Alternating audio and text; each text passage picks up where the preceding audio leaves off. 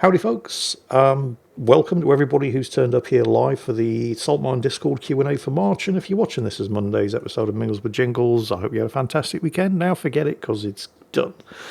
And, God, March. It's my birthday on the 10th, by the way. I share my birthday with other famous luminaries such as Chuck Norris and Osama bin Laden. But anyway, I'm getting off topic. We're here to answer your questions, and we're going to crack straight on with that right after this word from this week's sponsor. I'm sure we're all aware that there are hundreds, if not thousands, of data broker firms out there with expensive and extensive personal information databases holding your details which they trade on a daily basis. Information which, if it were to fall in the wrong hands, could, for example, be used by criminals to open credit accounts in your name, or file tax returns in your name, or commit crimes in your name. The kind of activities which could take months or possibly even years to repair the financial and reputational damage. Now, Incogni has always gone after these big data brokers on your behalf, and you can get yourself 60% off an exclusive Incogni plan by heading over to incogni.com/jingles and using code JINGLES at checkout. But what Incogni are now offering, under their unlimited and family unlimited plans, is a personal data removal service. If you happen to know, for example, of a people search website, just as one example, or any particular website that has your personal information, and you'd rather they didn't, simply copy the URL into Incogni, and one of their data protection agents will take care of everything else for you. New feature available under the unlimited and family unlimited plans. And again, 60% exclusive discount by heading over to incogni.com/jingles and using code JINGLES at checkout, and take your personal information off the market.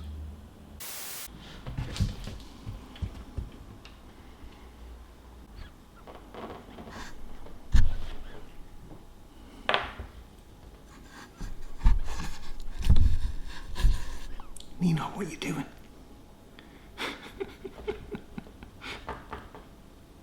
Nino, I'm trying to record an ad. Personal information. Never worked with children or animals. Hello, Nino.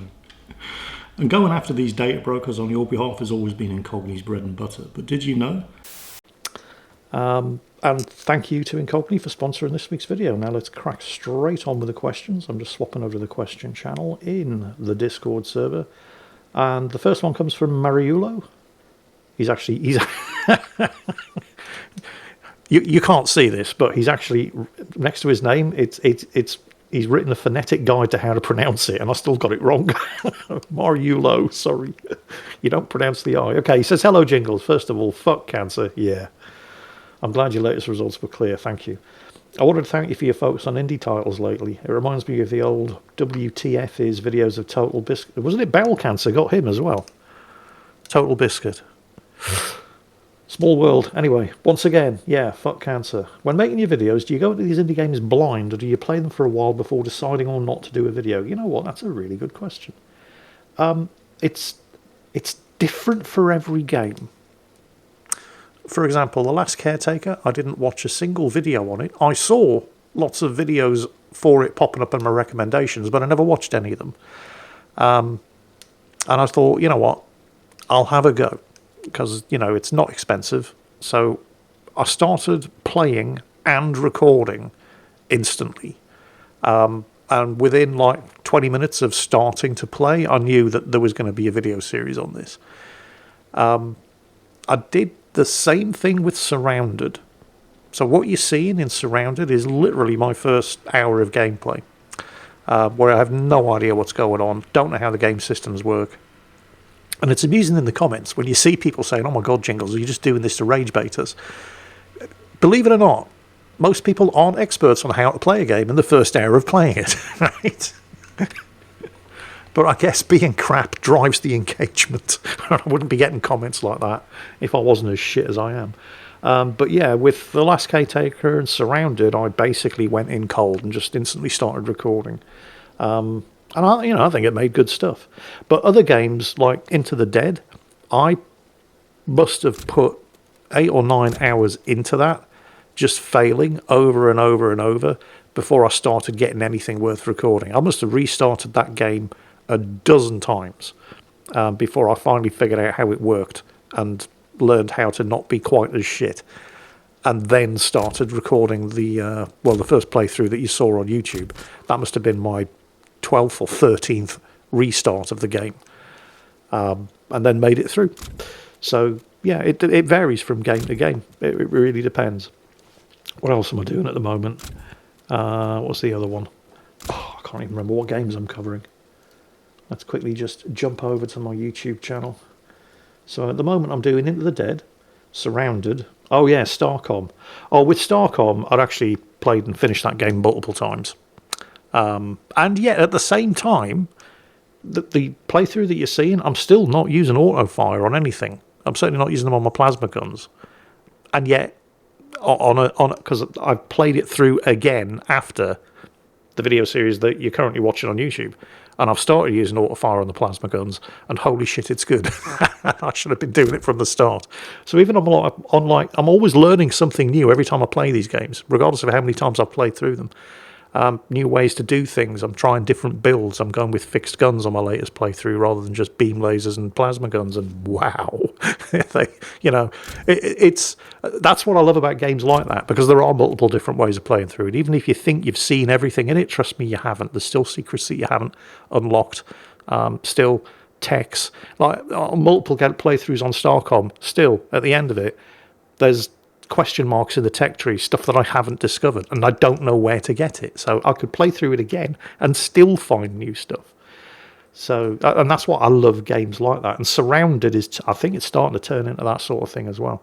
I've actually got, about a week ago, I'm recording some footage, playing it and recording it, and NVIDIA Shadowplay suddenly popped up and said recording saved, and I thought, what? I didn't end the recording, and I looked, and the "you are still recording" button was still lit up, so I didn't think anything of it. And then it turned out that I'd actually missed the last hour when I finally stopped and saved and quit. The previous hour, since it had said recording saved, hadn't been recorded, and the reason was because I'd filled up the remaining last 2 terabytes of one of my SSDs with surrounded footage. That's how much I've been playing that game. That's how deeply it got its claws into me. So yeah, I mean, I love it when games do that, but the approach to each one is different, depends on the game. Sometimes I go in completely cold, and what you see is literally my first few minutes of playing, and sometimes I played through multiple times to get an idea of what's what, and then I start recording. Anyway, yeah, great question, thank you. Used up almost the entire video runtime answering it. But on to the next one. It's Tank 50 US again. Simple question this evening. Have any of the kitties done something that drove you up the wall, seemingly on purpose? For me, it's any time Hera gets the zoomies on his nights off, and she parkours off his foot to wake him up, darts out the bedroom before he springs up and catches her, or her incessant demand that I stand over her while she eats. Yep, yeah, Akazuki does that as well.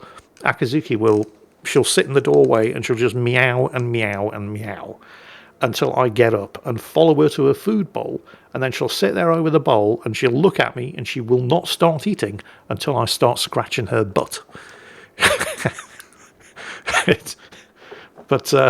Yeah, I mean, that doesn't wind me up. That's just cute as all hell. But I had a couple of friends up from Bristol, a couple of months ago now.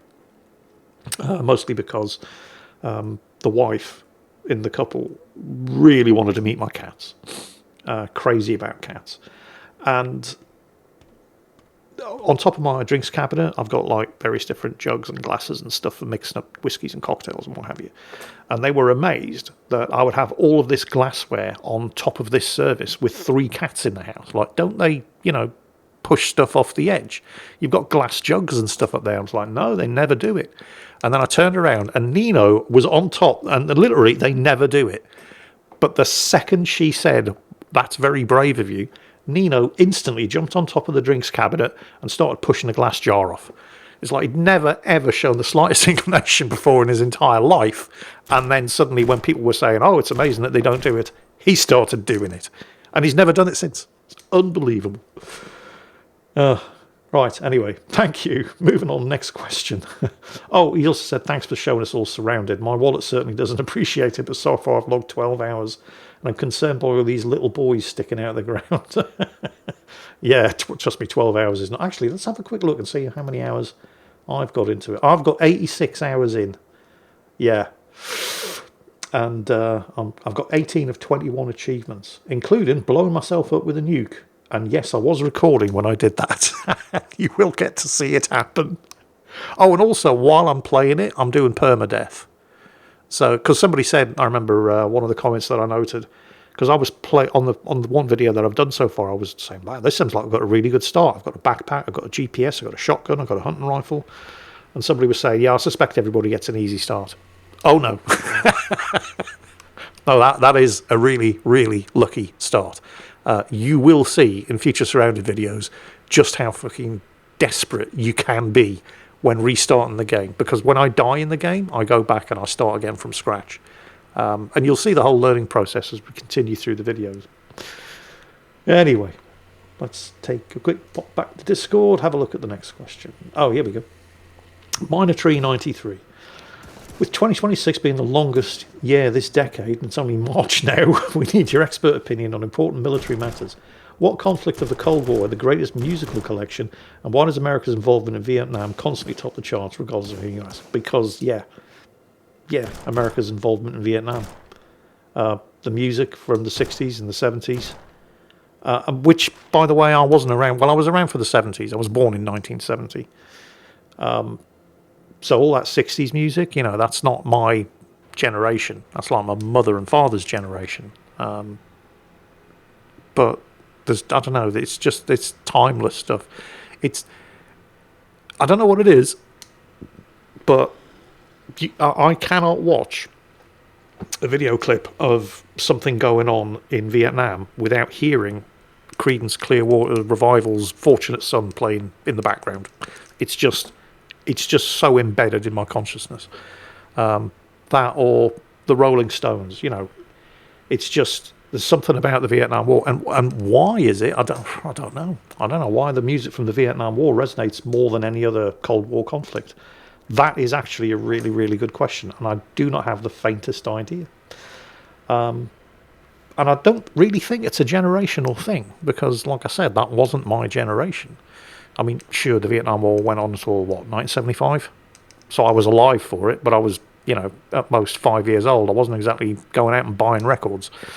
And yet, it's just this thing that just resonates in culture, regardless of your generation.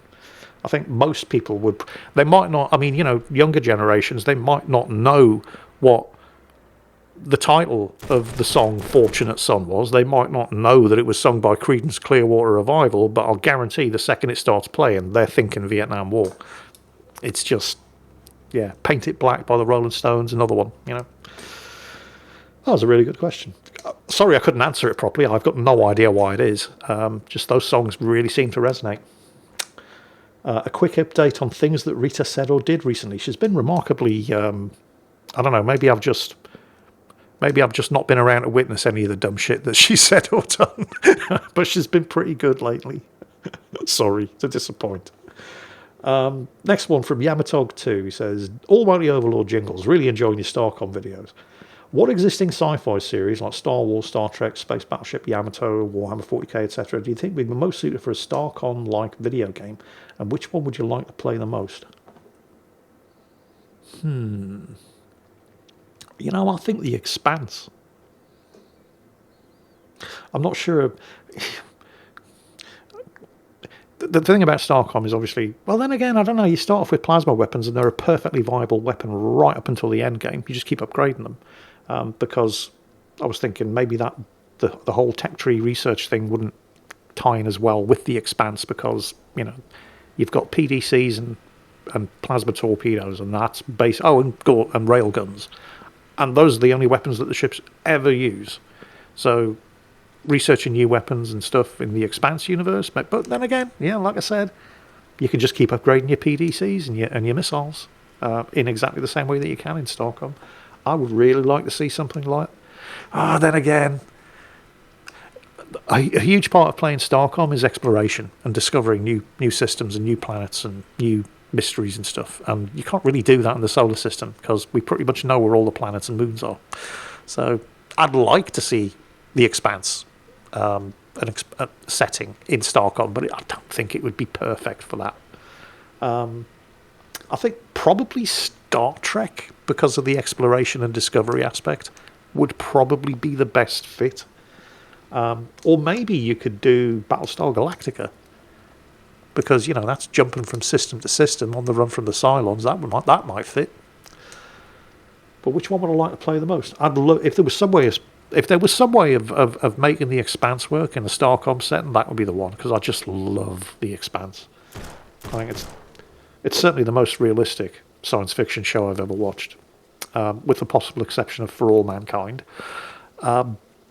But yeah, definitely. It's one of those book series and TV shows that, because like the TV executives always say, "Oh, you can't do realistic science fiction; it's boring." Bullshit. And the Expanse proved it. But anyway, moving on. Next question comes from Dr. Fury von Scooper. Dear Overlord Jingus, great Jingus. That's not my name. Jingles. So that was me mispronouncing. He got my name right. Don't worry. Greatest of the gnomes. In regard to your search for beers with 0% alcohol, have you looked into the Belgian beers? I have, and I'm sorry. Well, I'll finish his question first. There are a few that taste pretty well and are close to the real deal. Kind regards, Dr. Fury von Scooper. I have heard from a lot of people that zero alcohol Guinness tastes just like the real thing. But I don't like the real thing. I hate stout. I don't like Guinness. I don't like porters. Bleh. So that's a no-go. Because Belgians do some really great beers, Leffe in particular, all these monastery beers, these Trappist monks, oops, just hit the microphone, hope that didn't come through, these Trappist monasteries that basically just brewed their own beers, because what else are you going to do in a monastery? There's some fantastic Belgian beers, and one of my favourite beers is the Belgian monastic beer Leffe. I'm probably mispronouncing it, but they do blonde, ruby and brown. And they're all fantastic. And they do a zero alcohol blonde beer. And just like every other zero alcohol beer, it tastes like piss. So, yeah. The best I've been able to do is, again, this website that I use, drinkwell.co.uk. They do zero carb and zero sugar beers, but they're like 4.2, 4.4% alcohol. They do a low carb, but not sugar-free or carb-free beer that's low alcohol content. It's called Tennant's Lights from Scotland. And that's the best compromise I can find, because it's like you can't get zero carb, zero sugar beers that are also low alcohol.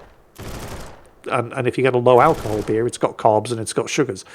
But the best compromise I've been able to find is this Tennant's Light, which... any Americans listening, Europeans say that American beers are like having sex in a canoe, because they're fucking close to water. And they're not wrong. Although American microbreweries in the last 10 years have come a long way and are doing some really, really good stuff. But your big American beers just tend to be, you may as well be drinking water. Tennant's Light is kind of like Bud Light in taste, but there is some alcohol in it, so it doesn't completely taste terrible, and that's basically the kind of compromise that I've been able to get. I'm still drinking the zero carb and zero sugar beers, because there's no carbs and there's no sugars, and they're great for my diabetes. It's just the alcohol content in them, because I've also been trying to cut down. I was no lie, I was in danger of becoming an alcoholic. I'd found that I was drinking earlier and earlier and earlier every day. And I was going, because I was looking at these, I can't remember why, there was a video on YouTube, and it was like the most alcoholic country on the planet, and it's, big surprise, Russia. And they said that, like, on average, the average Russian drinks, and I can't remember the exact numbers, like, this many units of alcohol per year. And I thought, holy shit, I'll do that in a month. Wow. But then I reasoned it away, thinking, well, it said the average Russian. So, that's every Russian, the children, the old people, so on and so on. So it evens out. Probably like, the real hardcore Russian drinkers are probably drinking like 3 or 4 times that amount. And I'm drinking less than that, so I'm not an alcoholic. But I'd noticed that I was starting to drink earlier and earlier every day. And when it got down to like, I was starting to crack open the first tin of beer at lunchtime, that's when I thought, I might be developing a problem here. So I just stopped for a couple of days, just to see if I could. And I woke up the next morning and I'm instantly dizzy. And that apparently is alcohol withdrawal. It's the first symptom, the first indicator. And that's when I knew, I need to get a handle on this. So I have been cutting it down. And again, it's one of the reasons why I'm looking for low alcohol stuff. And I now just do not touch a drop before 6 p.m. And I won't have more than 2 beers and 1 or 2. I mean, it's still a lot. 2 beers and 1 or 2 whiskies every night. But that's like a quarter of what I was doing. And I am convinced that I was right on the edge of becoming an alcoholic, which is why I'm looking for the healthier and the low alcohol options. Because, I mean, I've had enough shit in the last 5 years. I don't want alcoholism to be, part and part of it as well. Anyway, next one from the track. Did I actually answer that question? Yes, I did. Yeah. There are, I mean, I've had neighbours recommend, you try Heineken Zero. It tastes just like real Heineken. Unfortunately, they're right. Because real Heineken tastes like piss as well. So, yeah. I'm trying, but I'm just, the alcohol-free stuff is awful. You may as well just not even bother. Just drink a soda or something, because at least it'll taste better. But I've found some decent low alcohol and some very good zero carb and zero sugar stuff. Anyway, next question from the Trash Man. It says, "Dear Jingles, are you?" Yes, I'm recording. He brings me a mind-shattering revelation. Did you know Grump the Salty, is a cat boy? What? He can explain. He lives in a place, is kept around, does what he wants, never listens to anyone, and purrs at night like a freight train. Prove me wrong. P.S. Yeah. I mean, Grumps doesn't stay up for these Q&As anymore, Trash Man, but he does watch the videos, and he's going to hear this, and you're a dead man. The next question comes from the Steel Drummer. He's talking about, in case, for those of you who are listening to this as an episode of Jingles, he's talking about the founder of the Salt Mine Discord server, Grump the Salty, who's a very, very, what can I say? He's a mean old drunk. And I mean that in the nicest possible way. So, yeah, you are fucked. Anyway, next question comes from the Steel Drummer. Beautiful Sunday morning to you, oh saltiest gnome overlord. What was the most awkward fan encounter you've had in person? Did any medical staff recognise you during your colonoscopy by chance? And if you don't want to talk about it, perhaps you could delve into the funniest encounter instead. Awkward fan encounter? I don't think I've ever really had an awkward one. Well, I don't know. I kind of have. Thinking about it, it was at Tankfest. Yeah. And it wasn't so much the fan, it was the fan's mother. So anyway, as young, he must have been like 14 or 15 years old. And his mother came over saying that he was too shy to come and approach me directly. And, could I go over and sign something for him and talk to him? I was like, yeah, of course, no problem. I don't think the kid had any problem with coming up and speaking to me. But the mother was very nice, she was very pretty. And also very flirty. Anyway, I mentioned this in an episode of Jingles with Jingles right after that Tankfest. And she started sending me photos. Nothing, my generation don't send dick pics or anything like that. But, so it wasn't anything like that. But she started sending, and I was, how can I put this? I was involved with somebody else at the time. So it was very, very flattering, but also kind of a little bit awkward. So yeah, that was probably my only real awkward fan encounter. And it wasn't even awkward at the time because, I didn't realise that she had ulterior motives. But did any medical staff recognise me during my colonoscopy? Not during the colonoscopy. But during in the last 3 weeks, I have had so many medical appointments. I I've had the colonoscopy, I've had an x-ray for my shoulder, I've had an appointment with a physio who figured out that I don't have arthritis, I just have a frozen shoulder. I've had at least 2 blood tests, 2 telephone consultations with doctors, a telephone consultation with a diabetes nurse. And this is all in the last 3 weeks. And if the National Health Service didn't send me text messages to let me know that I've got an appointment coming up the next day, I would have missed some of these. And in all of these appointments, it wasn't that somebody recognised me, but there was a nurse who was taking a blood test. While she was doing the paperwork and getting everything ready, she was chit chat. What do you do for a living? Oh, YouTube. Oh, really? What? I mean, you look at my face, like, what do you do videos on? Gardening, sailing, fishing. And when she heard, gaming titles and stuff, and she realised who I was, it wasn't that she was a fan, but her husband would never stop talking about my videos. So, that was nice. And also, when I was in the hospital for the bowel cancer surgery, and I was in recovery after, one of the naval medics was one of my subscribers, and he managed to keep it to himself for at least 3 hours. And then one of the Air Force nurses grassed him up and busted him to me. And he was, the whole staff of that hospital was just amazing. But yeah, it turned out that coming out of cancer surgery, one of the nurses responsible for taking care of me during the day shift was actually one of my subscribers and was secretly fangirling the whole time. But didn't want to say anything so he could keep it professional. So yeah, it does happen occasionally. Anyway, next one from Rorik78. Hey, Rorik. Besides Starcom, The Last Caretaker, Into the Dead, and Surrounded, what other indie games are you looking forward to playing? Also, thank you so much for introducing me to Starcom. Had a blast playing it.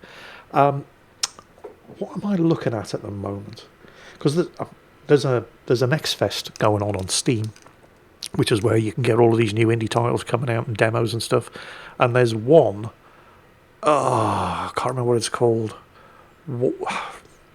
Basically, do you remember when Ubisoft were going on about the world's first quadruple A game, Skull and Bones, Pirate Sim, that didn't actually include any piracy?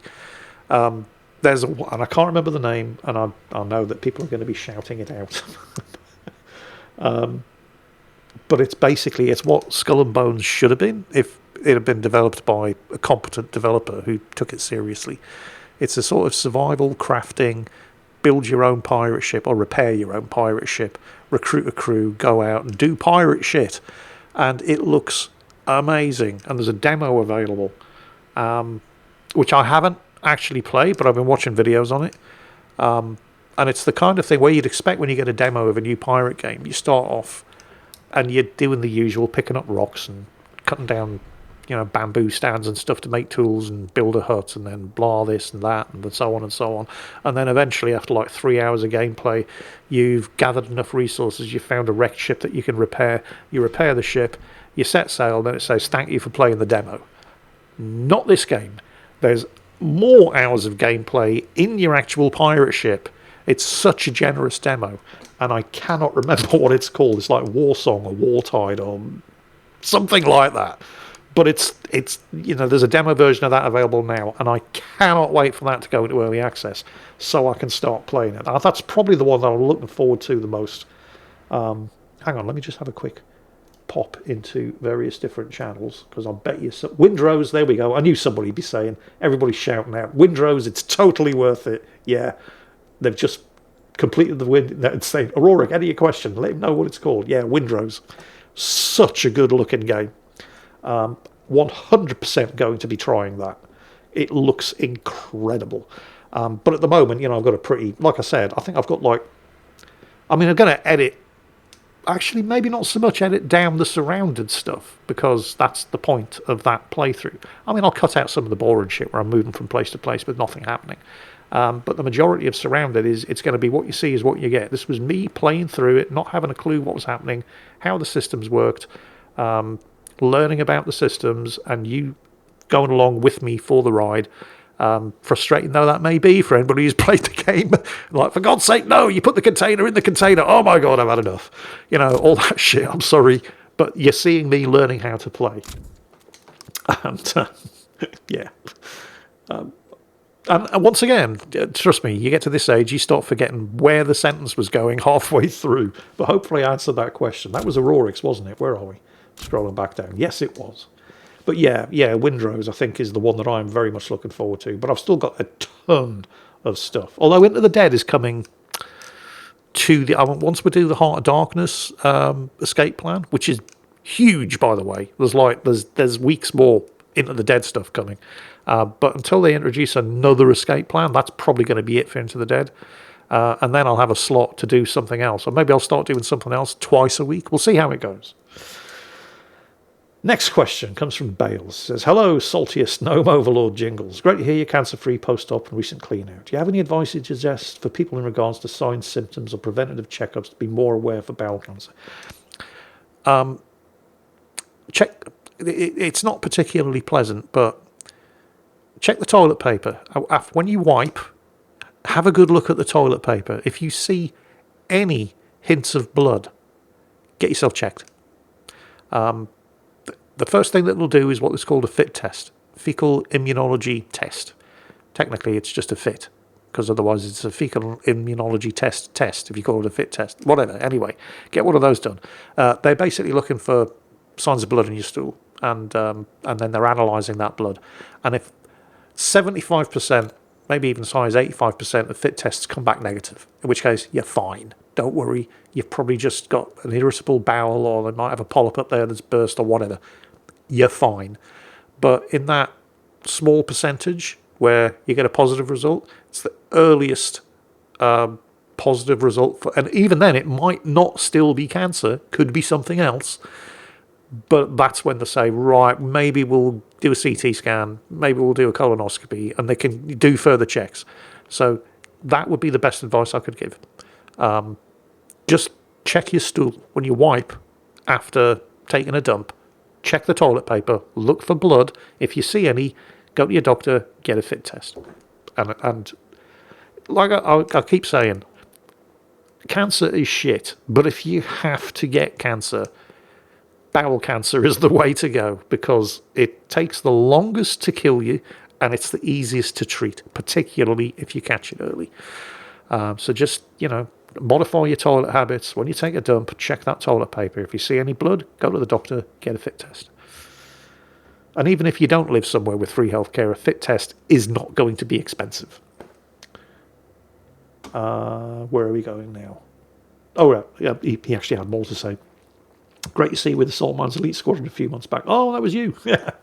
I've been subscribed since the early World of Tanks days, with even one of my mini-me's now frequently stating, just roll your face on the 2 key while playing World of Tanks. I've been enjoying the change in content recently, The Last Caretaker and Into the Dead being my top picks. You know what? I can't tell you guys how happy I am that so many of you are enjoying the indie games. I mean, there's a lot of people, because I knew it was going to hurt the channel. I knew I was going to lose subscribers. I was going to lose views. But I figure it's been worth it, because the engagement, I hate using that word, it's a YouTube metric word, but I feel like I'm because I've always been lucky to have a very highly engaged audience. You guys love watching not just the games that I play, but me being crap with them. I've always had a good relationship with my community, and I feel like I've got a much tighter relationship with the community with these indie titles, because a lot of the people, and no disrespect to them, they've been paying my bills for the last 15 years, but a lot of the people that come to watch the World of Tanks stuff and then the World of Warship stuff, they didn't really give a shit about me. They were just there to watch World of Tanks and World of Warships, and that's absolutely fine. But with the indie titles, I feel like there's a much more close-knit community feeling in the comments section of those videos than there. I mean, it was still kind of like that in the World of Tanks and World of Warships videos, probably more so than a lot of other video creators, but it's much more like that in the indie titles, because you're there for not just for the game. You've stuck with me through the change. And it shows in the comments. It really, really does. You're not going to make me cry. Anyway, what are we going on to now? This is from Make-A-Wish Foundation. Hello, everyone, he says. For alcohol alternatives, I recommend juices to any non-diabetics. Yes, that's right. Because that was one of the first things that when I was diagnosed with diabetes, and I went to the diabetes nurse, and I was like, okay, so I have to start eating healthily, like fresh fruit. And no. Fruit's full of sugar. So it's kind of counterintuitive. You think all of the stuff that people have been saying forever is good for you is actually bad for you if you have diabetes. So yeah, he would recommend juices to a non-diabetic because juices are full of sugar. But there's the herbal teas. His usual blend is fennel, peppermint, chamomile. Tastes nice, hot or cold. I might actually end up going to prison for this in this country, but I don't like tea. Well, I don't hate it, but I much prefer coffee. He says, kids, be careful with alcohol. It's a hell of a drug, and one of those where withdrawal can actually get lethal. Yeah. I'm positive that I was so close to becoming an alcoholic. I've already discussed that, but yeah, we'll not drag that one on. He says, alcohol also messes with any medication because it changes how your liver works. Yeah. Have fun, but please be careful. If you don't remember when you last didn't drink, quit at least for a while. Anyway, original question, feel free to skip. We're officially heading towards springtime in the Northern Hemisphere. Yay! I've been trying to establish a good spring cleaning since I moved to my flat. Maybe that works out somewhere in the next 2 decades. Do you have any seasonal rituals to remind yourself it's getting greener and warmer? Where I live on the south coast, the winters are pretty mild. They're mostly just rain, although it does get cold in January and February. And the summers are definitely getting hotter. Where I was born, up in Newcastle, it's really cold in the winter, and it's not that warm in the summer. But down here on the south coast, it's very, very mild. And I seem to spend... I only get like 2 months of each year where I'm not either running the heating or the air conditioning. So we're coming up to the point now, March, maybe April, where I can turn the heating off because I don't need it anymore. It's starting to get warm. And then I get maybe a 2-month period when it's warm enough that it's comfortable before it starts getting really warm and I have to turn the air conditioning on for the next 6 months. So those, I suppose, are my 2 rituals. Spring is when I can turn the central heating off, but it doesn't last long, and then I need to turn the air conditioning on. But I don't really have any seasonal rituals. I don't do spring cleaning or anything like that. I just clean everything as it goes. And unfortunately, I have a housemate, Rita, whose hobby is cleaning. So best of both worlds, Dear Diary, jackpot. Next one comes from Beatsteaks, 1989. Hello to our beloved 1989 was the year I joined the Royal Navy. So if that was the year you were born, wow. Hello to our beloved gnomish evil Admiralty Overlord Jingles. Greetings from Germany. How are you, Rita, and the Feline Overlords doing? We are doing well, thank you. I've looked at a demo of a game called Shadow of the Road. I have not heard of that. He has, and he has to say that he likes it, and maybe I will too. It's set in feudal Japan in 1868, which, in my opinion, is a very interesting time setting. Yeah, that was the Meiji Restoration, wasn't it? Yes, I am recalling. Keep these game recommendations coming, by the way, because I do watch a lot of... there's one YouTube channel in particular, if you're into indie games, Splattercat Gaming. He does nothing but indie titles, and I've found a lot of stuff from watching him. I don't like everything that he covers, but that's just, there are certain types of games that I don't like. Although there are certain types of games that I thought I wasn't going to like, but I've watched him and I thought, maybe I'll give it a shot, and actually, yeah, this is really, really nice.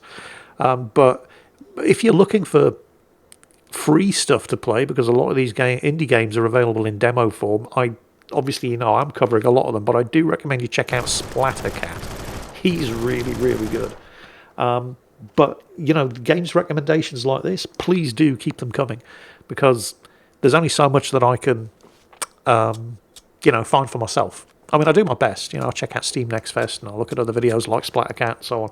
But if you've got recommendations like this, feel free, please. I can't promise I'll check them all out, but if I like the sound of them, this is one of the ways that I hear about new and upcoming titles. Next one from Hunter GT 351. G'day from Australia, Jingles. G'day, Bruce. First up, let me say I love your videos. Now for business. Do you have a P.O. box fans can send you gifts to, or bribes for shout-outs to the YouTube channel? Haven't been able to find a mention of one on any... Nah, this is one of those things... I would be... And I'm not saying this with a big head or anything. I'm not trying to blow smoke up my own arse, but I'm just aware of how these things work. Like when I was doing meet and greets at Tankfest, I would have to take one suitcase for my stuff to to keep in the hotel room for the couple of nights that I'd be there, and at least one other bigger suitcase to take home all of the gifts you lot would bring me, particularly all of the cloggies bringing me their stroopwafels from the Netherlands. That's. I mean, there are many bad things about diabetes, but not being able to eat stroopwafels. that's one of the worst. But anyway, yeah. So I know from experience that if I were to set up a PO box, I would constantly be emptying it. But I've seen people do that, where they do unboxing videos of the stuff that people have sent them. And you need to be real careful because people will send you some really, really weird shit. And when I say weird shit, the emphasis is on the shit. I've seen that happen. People have shit into a box and sent it to somebody's PO box to be unboxed live on YouTube. I've seen that sort of stuff happen. And I'm not saying that people would do it maliciously, but it would be funny. And I wouldn't be surprised if it would have happened. But I mean, that's not the reason why. It's mostly to do with I would just be constantly inundated in stuff. And I'd constantly have the post office phoning me and saying, "Are you going to come and empty this bloody thing?" So no, I've never done that. I mean, and plus, I prefer to give stuff away to you lot rather than the other way around. That's how it's supposed to work. But yeah, no, never considered that one. Sorry. Oh, and he says, he's just edited his question. Oh no, I haven't actually answered that one. I'm sorry. Next question from Murderous Kitten says, "Hello Jingles, your opinion about the RN Littorio class of World War II." Edited, that's Italian, wrong, Navy Littorio class, the one with the sexy looking ships. Edited again, yes, his username, Murderous Kitten, is my fault after he watched my Lux video. So yeah, the German Panzer II Lux is what he's talking about, some 10 years ago, about a Lux game in the Serene Coast. I remember exactly the video that you're talking about, where you call the tank the Murderous Kitten and the Teutonic Terror. Yeah, and that's why his username on Discord is Murderous Kitten. Hey. Anyway, your question, the Littorio class. They were some good-looking ships. Italy had a powerful navy. They really did. They had some great battleships, great cruisers. I don't know too much about Italian destroyers, except that they were fast. The problem with the Italian navy was, as is the problem with most of the Italian armed forces in the Second World War, was terrible training, terrible leadership. But for the navy in particular, they just didn't have fuel. They had all these ships that they just couldn't put to sea because they didn't have the fuel for it. There was nothing specifically wrong with the ships, although the lack of radar was a bit of a problem, which did bite them in the arse on a couple of occasions. But the ships themselves were fantastic, and they were beautiful things as well. So yeah, the Littorio class. They were some fine ships. Unfortunately, they were Italian ships, so the crew had very little going on in the way of training, discipline, or leadership, and they just didn't have enough fuel to put to sea to do any kind of serious training with them. So yeah, unfortunate. Well, fortunate for us, unfortunate for the Italians. How are we doing for time? Oh, all right, this is going to be the last one. So this is from Not the Sharpest Tool. Just making sure he is the next one. He is. "I know you love the TOG 2 in World of Tanks, but what did you think was the actual best tank in World War II and why?" Oh, that's a very good question. Before I get on to that, he has something else, something to make you laugh. "One of the locals is a retired US Navy carrier crewman, and he told me about the time a Royal Navy sailor pulled one over on a couple of the new guys of his deployments out in the Med. Told them, 'You don't have it easy. We have a tradition where we have to swim out to our first shipboard posting.'" Well, they believed it. Awesome.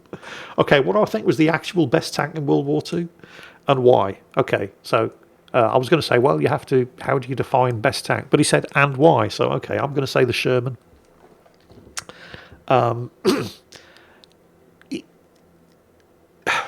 Because, I mean, the Tiger had thicker armour and a bigger gun. The Panther had thicker armour and a bigger gun.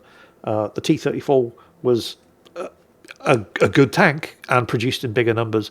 But they made 50,000 Shermans, and there were, design issues with the first batch, but they improved them. There were multiple different versions, each one better than the other, each one safer for the crew than the other. The armor was good enough, the gun was good enough, and it was reliable. And you needed reliability. I mean, the T-34, you heard the story about the Russian definition of reliability, because the T-34 was Russian reliable. All right, it broke down all the time, but it was easy to fix. That's how the Russians defined reliability. The Sherman just didn't break down. You could drive it 500 miles cross country, and it would still turn on when you hit the ignition. And that's what you need when you're operating tanks at the end of a 5,000-mile long supply chain. And that, for me, is the reason why the Sherman was the best tank of World War II, because it was good enough, and it worked. And there were 50,000 of them. And on that note, I think that's going to have to be it for today. We're 45 minutes in exactly. So thank you to everybody who turned up at the live Q&A on the Discord channel and posted the questions. My apologies to anybody whose questions I didn't get around to answering. And if you're watching this as Monday's episode of Amigos for Jingles, thanks for watching. Hope you all had a great weekend. Take care, and I'll catch you next time.